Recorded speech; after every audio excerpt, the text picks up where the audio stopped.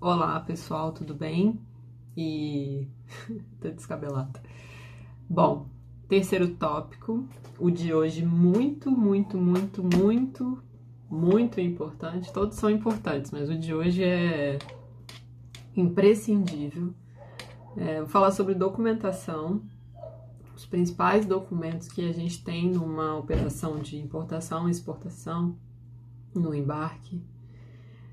Vou falar só sobre os principais, os mais comuns. Tem uma gama de documentos que podem aparecer num processo, mas eu vou falar sobre os mais comuns e o que a gente mais vê no dia a dia. Antes de começar a explicar cada um deles, documentação é um tópico que, independente de onde você trabalhe, seja no importador, seja no exportador, no agenciamento, sempre é importante conferir os documentos daquele embarque, sempre, porque evita muitos problemas de quando a carga chega no destino com algum documento incorreto, ajuda a ter um sono tranquilo e sempre é o primeiro mandamento do profissional de comércio exterior: nunca deixarás de conferir a documentação. É muito melhor você sempre conferir, porque por mais que esses documentos sejam diferentes, sejam para fins diferentes, eles têm algumas informações semelhantes. Então, em alguns pontos, os documentos têm que ser espelho um do outro. E eu vou começar a falar sobre cada um. Eu dividi por conta própria mesmo, para ficar mais fácil para vocês. E de mais fácil compreensão. Dividi em 3 grupos: documentos comerciais, documentos de transporte, o de embarque, e documentos técnicos. Eu vou falar deles em separado para ficar mais fácil.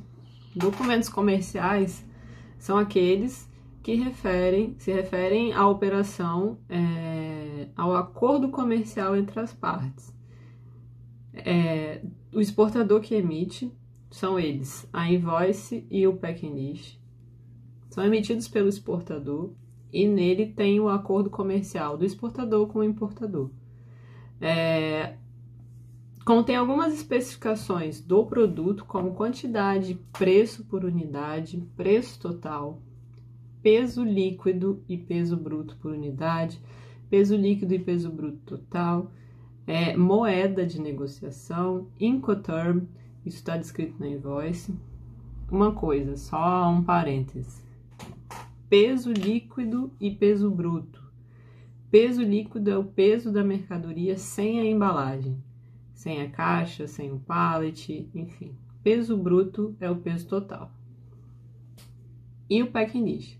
O packing list é um espelho da invoice. É uma lista mais detalhada de todos os produtos que estão contidos naquela compra, naquele embarque. Então, no packing list vem todas as informações super detalhadas de quantidade, de descrição e tudo mais. Esses 2 documentos compõem o grupo dos documentos comerciais. Partindo para os documentos de transporte ou os documentos de embarque. Como o nome já diz, são documentos que se referem ao transporte da mercadoria. Neles você vai encontrar informações do tipo os agentes envolvidos no processo, agentes de origem, agentes de destino, nome do exportador, shipper, consignee, airline ou carrier envolvido no processo, que é a companhia aérea ou armador, dados do embarque, nome do navio, viagem do navio, número do voo, data do voo, aeroporto ou porto de embarque, aeroporto ou porto de destino. Tudo isso está contido nos documentos de embarque. Valor de frete internacional, valor de outras taxas, forma de pagamento do frete e taxa, se vai ser collect, que a gente chama. Collect pago no destino, ou prepaid, que é pago na origem. Isso vai depender e varia de acordo com o Incoterm do serviço. E dentro desse grupo de documentos de transporte ou documentos de embarque, tem 2 subgrupos, por conta do modal. Aéreo a gente tem uma nomenclatura, marítimo a gente tem uma segunda nomenclatura. A função é a mesma, mas a gente nomeia de forma diferente. Para o aéreo, tem AWB, Air Waybill, MAWB, Master Air Waybill, HAWB, House Air Waybill. AWB é o documento que a companhia aérea vai emitir para o agente de carga. Por que a gente chama... E o Master AWB é a mesma coisa, é o documento que a companhia vai emitir para o agente de carga. Por que a gente chama, se é a mesma coisa, por que tem 2 nomes? Bom, AWB, a gente normalmente usa essa nomenclatura quando o embarque é de um processo só. Esse master só tem um processo. E MAWB a gente usa quando é consolidado. O que é um embarque consolidado? Eu vou falar brevemente para vocês entenderem um contexto, mas depois, quando eu falar num vídeo só de embarques aéreos, né, eu vou especificar embarques consolidados.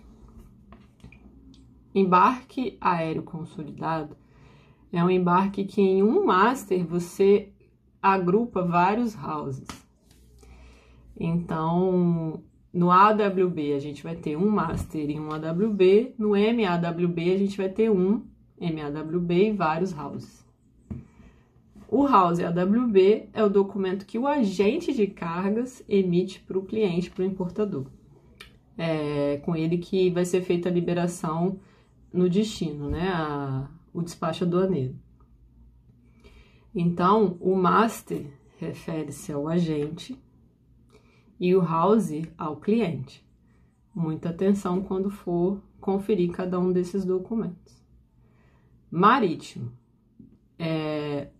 O significado é o mesmo, mas no marítimo a gente chama de MBL, Master Bill of Lading, para o documento que o armador emite para o agente de cargas, e HBL, House Bill of Lading, para o documento que o agente emite para o cliente, para o importador. E tem o mesmo significado. Então, muito cuidado ao conferir esses 2 documentos se você principalmente trabalha com agenciamento.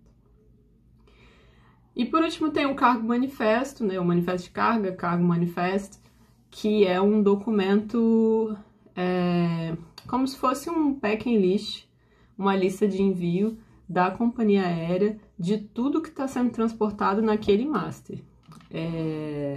Da companhia aérea ou armador, né, vale lembrar. Esse é um documento restrito ao agente de carga, é só um checklist mesmo, ele não é mandatório, mas é um documento que existe e que comumente a gente vê no dia a dia de comércio exterior. Documentos técnicos.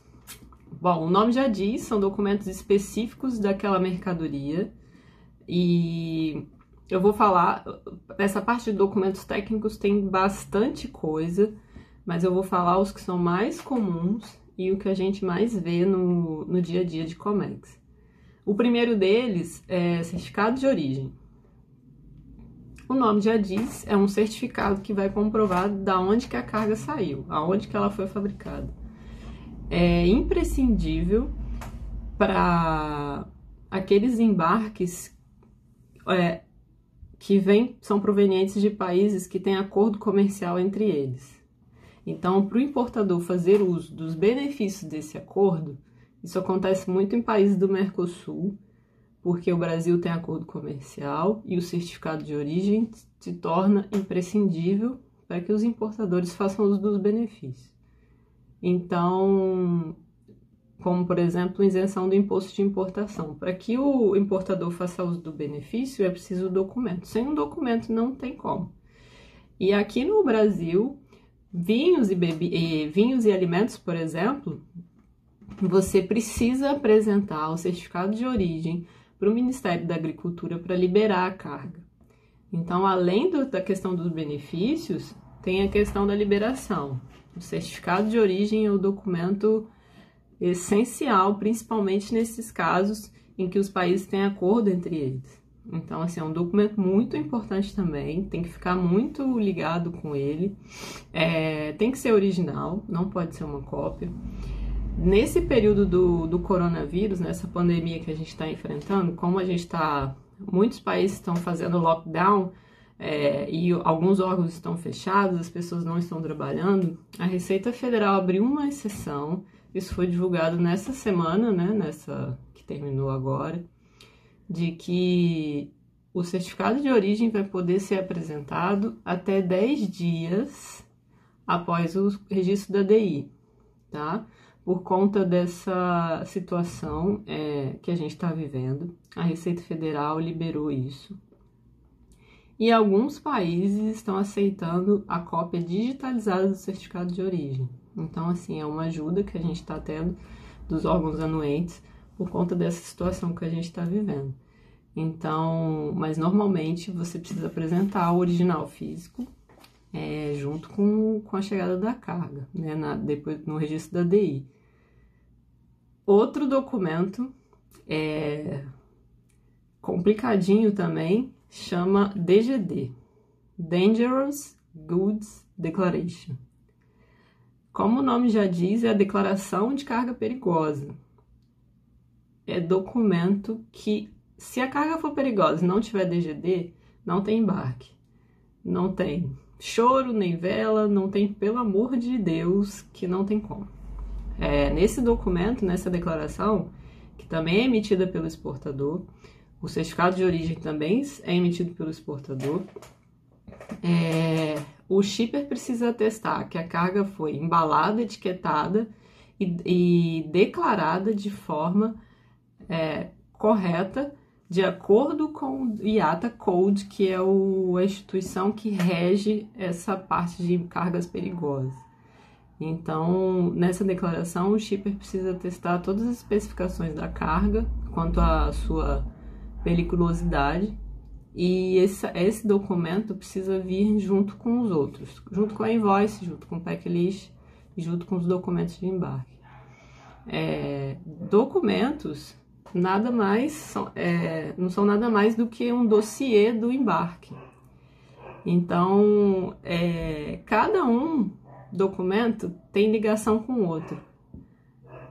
Não tem como uma informação que está na invoice ser diferente da informação que está num house ou que está num certificado de origem. Eu não posso ter uma invoice com um peso de 100 quilos, por exemplo, e um house com um peso de 50 quilos para o mesmo embarque. Então, por isso que a gente precisa ter atenção em todos os documentos. Seguindo a linha dos documentos técnicos, existe o MSDS, que é o Material Safety Data Sheet. É um documento, na verdade é um formulário, porque ele é bem extenso e ele é bem específico. Ele vai falar todos os dados técnicos de determinada substância que contém naquela mercadoria. Se é inflamável, se é tóxico, se polui, se contamina, como que contamina, se tem ponto de fusão, ponto de ebulição. Todos esses detalhes técnicos são descritos no MSDS. Tem carga que tem MSDS, mas não é perigosa. Tem. Alguns líquidos, alguns gases têm MSDS, mas não são classificados como carga perigosa. Mas precisam do MSDS por conta dessas especificações. Mas se a carga for perigosa, ela, por obrigação, tem que ter um DGD.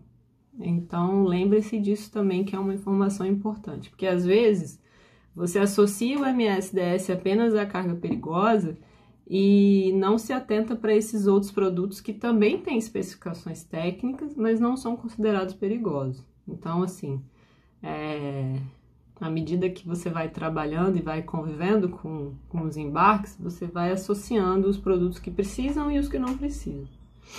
Por último, mas não menos importante, certificado de fumigação. Aqui no Brasil e tem em outros países também, toda embalagem de madeira, pallet, caixa de madeira, escora de pallet, tudo tem que ser tratado e certificado. Por quê? Para evitar a proliferação de pragas que vem na madeira. Então, as madeiras precisam ser tratadas. Se não puder ser de plástico, né? O ideal é que seja de plástico. Mas se não puder, elas precisam ser tratadas e fumigadas. E certificadas, desculpa. Então, o certificado é o comprovante de que aquela madeira sofreu o tratamento recomendado. E mesmo assim, além do tratamento, ela ainda precisa estar carimbada de acordo com as exigências do órgão anuente. Então, assim, o que acontece se eu trouxer uma carga que ela não tem um pallet de madeira que não é tratado? Problema. Ela vai ficar bloqueada pela Receita Federal, né? Quando a carga chega aqui, ela passa por uma vistoria e o órgão que faz essa parte chama MAPA. Ele vai bloquear a carga, a gente não vai poder retirar do aeroporto do porto. Hoje já tem o facilitador que a gente consegue tirar só o pallet ou só a caixa e reexportar, que a gente chama, que a gente não pode simplesmente descartar aqui e jogar no lixo, tem que fazer uma exportação. Então devolve para a origem e libera a carga em seguida, mas tem tempo e tem custo extra, por isso, aplicando o mandamento, sempre confira a documentação. E aí, foi isso. Esses são os documentos mais comuns de um embarque. Eu sei que meus colegas de profissão vão compartilhar desse sentimento. Quem nunca acordou no meio da noite com um aperto no peito, uma aflição, e levantou e se questionou, caraca, será que eu conferi o BL? Isso sempre acontece. E o que a gente faz? Levanta, liga o computador, confere o BL e volta a dormir. Ou não. Mas assim, é o fantasminha da documentação. A gente que já lida com isso há muito tempo sabe o problema que dá essa falta de conferência. Então é por isso que a gente sofre às vezes e perde o sono. Se você ainda não passou por isso, não se preocupe, porque vai passar ainda, é normal, acontece com todo mundo. É o sexto, o sétimo, sei lá qual o sentido do Comex que aflora e faz essas coisas. Cabeça de quem trabalha com comércio exterior não tem como guardar todas as informações, às vezes elas vêm assim, no meio da noite. E é isso, eu espero que vocês tenham entendido um pouquinho, é um assunto complexo, o vídeo de hoje ficou bem maior, mas é uma coisa que a gente precisa falar e é muito, muito importante. Tudo que eu disse aqui sobre conferir documentação, vocês vão ouvir durante toda a sua jornada profissional. É um mantra quase, de confere, reconfere, confere de novo, conferiu? Não lembro, aí confere de novo. Mas é muito melhor que seja dessa forma do que não fazer e ter algum problema. Se ficou alguma dúvida, falem comigo aqui nos comentários ou lá na página do Instagram. Eu espero que vocês tenham gostado. A gente está cada vez mais conseguindo trazer os assuntos para a prática, porque vamos entrando, né, nos pontos mais específicos. E isso é muito legal, porque eu vou conseguir partilhar as minhas experiências. E é isso. Até o próximo vídeo. Assistam e não esqueçam de conferir a documentação.